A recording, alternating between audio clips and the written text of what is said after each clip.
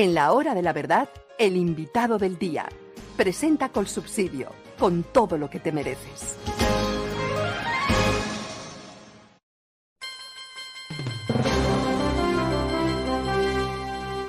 Doctor Andrés Forero, representante a la Cámara por el Centro Democrático. Muy buenos días.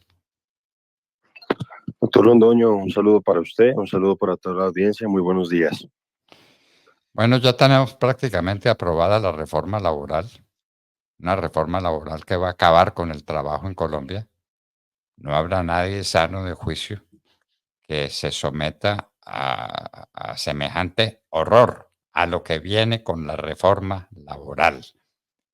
Las condiciones para el trabajo en Colombia son suficientemente rígidas, suficientemente duras para que un empresario quiera ser empresario y tener trabajadores a su servicio. Háblenos de esa reforma laboral, por favor, doctor Forero. ¿Qué fue lo que pasó? ¿Por qué aprobaron semejante esperpento? Pues así es, doctor Londoño. Estamos muy cerca de que lamentablemente se apruebe esta reforma, que no es la reforma que necesita el país. Quedan básicamente 13 de los 80 artículos de la ponencia para segundo debate. Y muy seguramente entre el miércoles y el jueves, pues el gobierno logrará que las mayorías que ha constituido en la plenaria terminen de aprobar el proyecto. Doctor Londoño, ¿por qué nosotros consideramos que este es un proyecto inconveniente? Y además, pues dejo una salvedad que afortunadamente hemos logrado hundir varios artículos, más o menos casi una treintena de artículos, que a nuestro juicio eran los más perjudiciales, pero pues sigue siendo una mala reforma y que pues ha reconocido la propia ministra del Trabajo, no está pensada para generar nuevos empleos ni para incentivar la formalización, sino que inicialmente estaba pensada para beneficiar a los trabajadores sindicalizados del país. Los artículos que se hundieron, doctor Londoño, estaban relacionados principalmente con el tema de las huelgas, que las desregulaban, bajaban los umbrales de votación de las huelgas para que en algunos casos, cuando hubiera un 33% de trabajadores sindicalizados, el 17% de los trabajadores pudiera votar una huelga que los afectaba a todos. Hoy por hoy la huelga tiene una limitación temporal de 68 días, la eliminaban y así podíamos seguir y afortunadamente eso se hundió, doctor Londoño, pero como usted bien lo señalaba, lamentablemente las disposiciones que está tomando el gobierno en materia laboral van en contravía de lo que han dicho todas prácticamente las misiones de empleo y es que se necesita flexibilizar el mercado laboral. Entonces, ¿qué sucede, doctor Londoño? Por ejemplo, un par de artículos que a nuestro juicio pues, son bastante sensibles y seguramente las grandes empresas van a poder asimilar ese incremento en los costos, pero no las pequeñas y medianas. Si nos referimos a los incrementos en las horas que van a estar sujetas a recargo nocturno. Hoy por hoy el recargo nocturno es el más alto de la región, en contravía de lo que plantea el gobierno nacional de que tenemos empresarios esclavistas y señores feudales prácticamente, es del 35%, es el más alto de la región y se paga a partir de las 9 de la noche, de las 9 hasta las 6 de la mañana. El gobierno lo que plantea es que se incrementen las horas, que ahora se paga a partir de las 7 de la noche, y pues serían 2 horas adicionales. Obviamente el trabajador que mantenga su puesto pues se va a ver beneficiado, eso hay que reconocerlo. Pero el problema, doctor Londoño, es que para las pequeñas y medianas empresas y sobre todo algunas que están en sectores como el de restaurantes y bares, pues eso puede significar la diferencia entre poder seguir manteniendo 2 o 3 trabajadores y tener que sacar a uno. Y eso nos preocupa y eso lo ha reconocido hasta el Banco de la República, que ha dicho que con el proyecto original se podían perder hasta 450.000 empleos formales. Lo mismo pasa, doctor Londoño, con el tema del recargo dominical, que lo suben progresivamente de 75%, que es lo que se paga hoy, a un 100%. Y otra vez, las pequeñas y medianas empresas son las que van a ser golpeadas. Hay un tema que está por discutirse, doctor Londoño, y no sabemos cómo va a resultar porque los números están muy apretados en la plenaria de la Cámara y es el que está relacionado con el contrato de aprendizaje. El gobierno pretende laboralizar el contrato de aprendizaje y con eso, en lugar de favorecer a los aprendices, nosotros creemos que los va a perjudicar, porque con ese cambio en las condiciones, seguramente los empleadores van a preferir pagar la cuota de monetización a contratar a un aprendiz en el marco de un contrato laboral y pues obviamente el gobierno que dice defender a los aprendices los va a terminar perjudicando. Bueno, y tenemos recargos por todas partes, pero eso no es lo más grave de la reforma laboral, ¿o sí? ¿Cree usted que ese sea el punto crucial? Los recargos dominicales y los recargos en horas de la noche. Pues, doctor Londoño, como le digo, hay otros aspectos muy complejos como este que le señalo, a mi juicio, de el contrato de aprendizaje del SENA. Ese creo yo que es muy complicado y sobre todo porque se combina con una disposición que no está en la reforma, que es el acuerdo 010 del SENA, que es el que aumentó prácticamente en un 200% el número de oficios que se tienen que tener en cuenta a la hora de calcular el número de aprendices del SENA. Eso no está en la reforma, pero se complementa, como le decía, con esto del contrato de aprendizaje, con el incremento de la cuota de monetización, que también está pendiente de discutirse. Y ahí, por ejemplo, he estado hablando con algunas empresas del sector de transporte y de empresas del sector del aseo que me están diciendo que hoy por hoy, por ejemplo, una empresa, esto me lo contaron la semana pasada en Medellín, una empresa de aseo tiene 2.000 trabajadores formales hoy por hoy, y tiene cerca de 5 aprendices. Con este acuerdo 010, doctor Londoño, están obligando a esta empresa a tener que contratar 100 aprendices. Me decía la persona que era dueña de la empresa, mire, yo hoy por hoy tengo 80 personas de carácter administrativo. ¿Dónde voy a poner estos 100 aprendices? Y si además decido pagar la cuota de monetización, finalmente lo que va a terminar sucediendo es que tendría que pagar 3 veces las utilidades que tengo.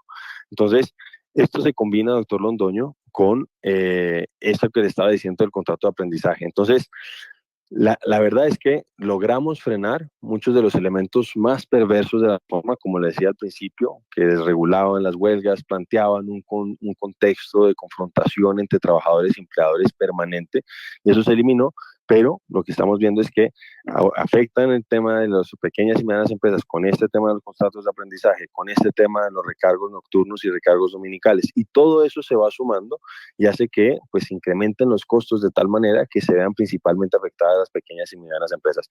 Hubo otro artículo que fue muy polémico que se aprobó la semana pasada, que era el artículo 18, que es el que estaba relacionado con el tema de las licencias.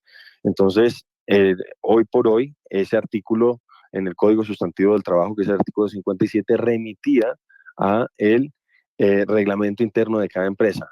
Los congresistas y el gobierno limitaron esa remisión y obviamente sentimos que con eso se va a generar una mayor conflictividad y puede haber mayor abuso de parte de los trabajadores. Entonces son una serie de medidas, no es que sea una sola en particular, sino que se van acumulando, se van sumando, que van incrementando los costos, van incrementando las dificultades de contratación de trabajadores y con eso obviamente se afecta a las pequeñas y medianas empresas principalmente. Mire, un último artículo, doctor Londoño, que es el 60, que está por discutirse y esperamos que lo podamos hundir, que nos parece que es un despropósito y que va en contravía de los tiempos y que va en contravía de la innovación y del desarrollo del país. Se plantea que para plantear o mejor dicho, para llevar a cabo un proceso de automatización o de innovación en una empresa, se le tiene que pedir permiso al sindicato o al Ministerio del Trabajo si es que esto implica la eliminación de algún puesto de trabajo dentro de la empresa. Eso no se ve en ningún otro lugar del mundo. Obviamente eso pone a Colombia en términos de rezago con respecto a los avances productivos, los avances de innovación en el mundo, y nos parece que es un despropósito. Eso vamos a ver si lo logramos hundir, pero ahí usted se da cuenta cuál es el espíritu de esta reforma y que realmente no está pensada para aumentar la productividad del país, ni está pensada, como decía antes, para generar nuevos empleos, ni para generar incentivos a la formalización. Doctor Forero, ¿se consultó a los gremios? ¿Se consultó a la gente que da empleo? ¿Se le preguntó, con esta reforma, usted tendrá más trabajadores a su servicio o menos trabajadores a su servicio y más informalidad? ¿Se consultó con ellos? ¿Se los oyó? Pues la verdad es que esto es una de las críticas grandes que se le hace a esta reforma y es que no fue concertada. Realmente el único sector con el que hubo cierta concertación de parte del gobierno nacional fue el de las plataformas digitales, que hay que reconocer que ahí hay algunos artículos que plantean que esos trabajadores que están hoy en las plataformas digitales pues puedan, sin que haya un contrato laboral propiamente tal, pues puedan aportar a mejor dicho, puedan tener prestaciones sociales y obviamente eso nos parece que es interesante. Sería el único tema, pero de resto no lo concertaron.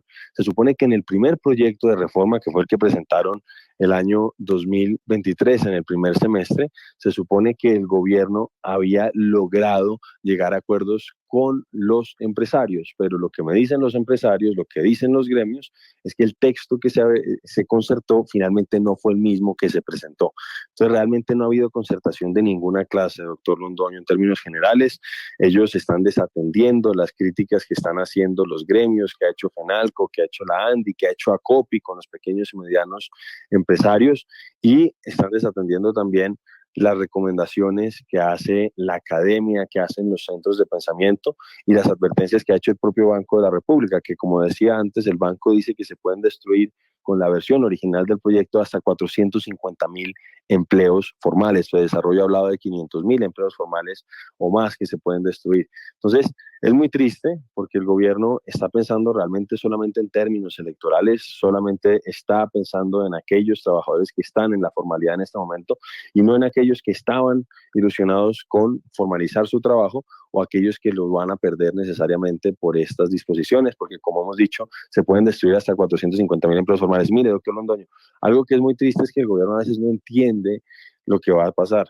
Es que el propio ministro de Hacienda, hay videos que sí lo acreditan, decía que no era tan grave que se perdieran esos 450.000 empleos formales porque lo que iba a pasar es que iban a pasar a la informalidad, no es que se destruyeran.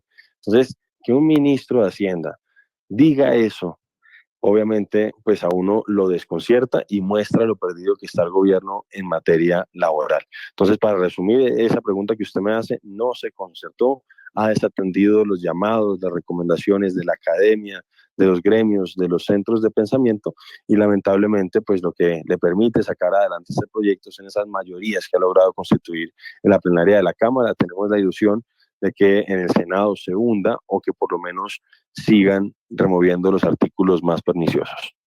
Doctor Forero, se ha dicho, y quisiera saber con cuánta razón, que es de una rigidez extraordinaria el contrato de trabajo como queda y que prácticamente hay que acudir a un juez para despedir a un trabajador. ¿Eso será posible? Pues doctor Londoño, originalmente sí estaba pensada así la reforma. En el texto que se discutió en la Comisión Séptima había un artículo que en ese momento era el artículo 10, que básicamente hacía imposible la desvinculación de un trabajador. ¿Por qué? Porque siempre existía la posibilidad de que ese trabajador, con las disposiciones que estaban ahí, pudiera acudir a un juez y dijera que había sido un despido, incluso cuando había una indemnización de por medio, porque había un despido sin justa causa. Incluso en ese escenario se planteaba que el trabajador podía decir que lo habían despedido por discriminación y el que tenía que demostrar que no había sido así era el empleador. Se invertía la carga de la prueba y con eso obviamente se hacía imposible la posibilidad de la desvinculación. Por otro lado, hubo otro artículo que se hundió ahorita en la plenaria, que era el que modificaba la tabla de despidos eh, la tabla de indemnizaciones, perdón, de despidos sin justa causa. Ahí prácticamente a partir del año 11 duplicaban el valor de indemnización y con eso obviamente se hacía muy difícil para las empresas mantener a los trabajadores después de los 10 años, generando incentivos a que los despidieran. Ambos artículos fueron eliminados, doctor Londoño, afortunadamente, uno en la Comisión Séptima, el otro ahora en la plenaria, y siento yo, y por eso le decía que algunos de los elementos más perversos de la reforma se lograron eliminar, pero sigue siendo una reforma inconveniente e inoportuna. Y además digo que es inoportuna, doctor Londoño, porque en este momento necesitamos reactivar la economía del país. Además, la situación de empleo es compleja. La última cifra del DANE muestra que de agosto del año 23 a agosto del año 24 el desempleo subió del 9.3 al 9.7%. Entonces, en ese escenario, uno lo que necesitaba era una reforma que generara nuevos empleos, que incentivara la formalización y el gobierno va en sentido contrario. Pero como usted lo dice, sí había unas disposiciones que hacían prácticamente imposible el despido de algún trabajador, pero eso ya se eliminó afortunadamente en el texto, tanto en la Comisión Séptima como ahora en la plenaria. Bueno, es por la falta de rigidez como en los Estados Unidos se están creando 250.000 empleos mensuales, ¿no? En Colombia, con tanta justicia social, se pierden empleos, se pierde formalidad, se pierde la oportunidad de que la gente tenga un horizonte de trabajo. Lo que hay es un horizonte de desempleo, un horizonte de angustia, de no saber qué hacer o de caer en las garras de la informalidad, que acaso sea peor que el desempleo mismo. Doctor Andrés Forero, muchísimas gracias por estar en la hora de la verdad. A ustedes, como siempre, doctor Londoño, un saludo para usted y para toda la audiencia.